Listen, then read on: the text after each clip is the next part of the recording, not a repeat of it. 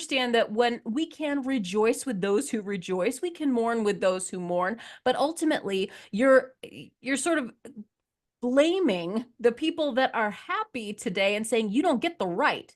You don't get the right to celebrate in what you believe is an act of God's mercy, or recognizing that now we have a better opportunity to become a more righteous nation. That at least, even though we live in a fallen world and we have an awful lot of a long, long way to go, right? We have a very flawed vision. We're seeing through the glass darkly right now as American people. We probably don't agree on a lot of the major points of morality, but at least we can look at crazy town and reject it. At least we can look at the open deception of the devil that wants to kill our children, wants to glory in the killing of our innocent children, wants to mutilate the kids that they allow to be born, wants to take children away from their parents, wants to separate and destroy families, wants to glory in warfare, open borders, the danger that is human trafficking, drug trafficking, all of those things. They want to pull the wool over our eyes, continue to steal our productivity, continue to shut down opportunities over and over again, and claim that you're the bad guy for daring to oppose them and stand up against them with something like, I don't know, objective truth and reality, all of those things, and that you're the villain, and that all you need to do is just break down all of society, all of law and justice as we know it, and allow them to kindly remake it in their own Marxist image. We stood up against that and we said, nuh-uh.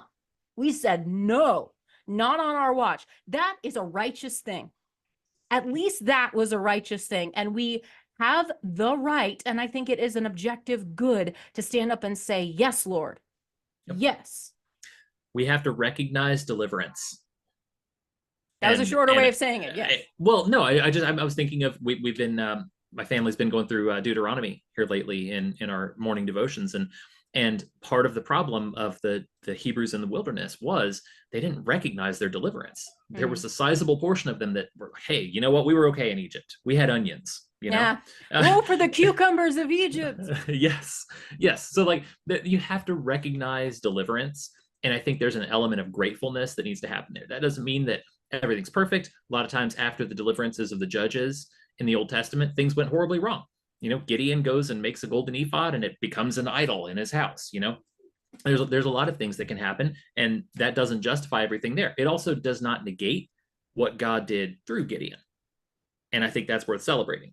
Mm-hmm. And so I think there's the discussion happened on my wall just because me being me, I had to put up a picture of me in a Kofefe shirt regarding Trump's with drinking from a Daily Wire leftist tears tumbler.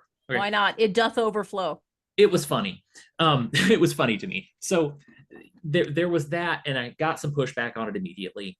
But one of the things that I think is so important about that, and this is what I had mentioned on the thread there, was there's a place for humor in society that's important. And this is one of those places. When my kids fall down and get hurt, they look at me to figure out whether they should be as hurt as they want to be. Yeah. It's one of those things where like they're gauging my reaction, and judging from the reactions right now of the American left, they're in that same spot where sitting there and trying to tell them, no one's going to herd you into concentration camps, stop being weird. That's not going to work. But humor has a chance, because that's one of the functions of humor, is to get you to figure out, I shouldn't be taking myself this seriously. Yeah. It's not this big of a deal. It helps you to let your guard down in a lot of ways. Like you get all head up, you get all tense and all frustrated about whatever tornadoes are going off in your head at the time. And I speak from personal experience. And then someone can make that well-timed joke, and it just like a pinprick in a balloon. It's like, just lets all the air out. Finally, you can laugh. Just think, if there's one thing Kamala Harris has taught us, is that it's okay to laugh in any situation.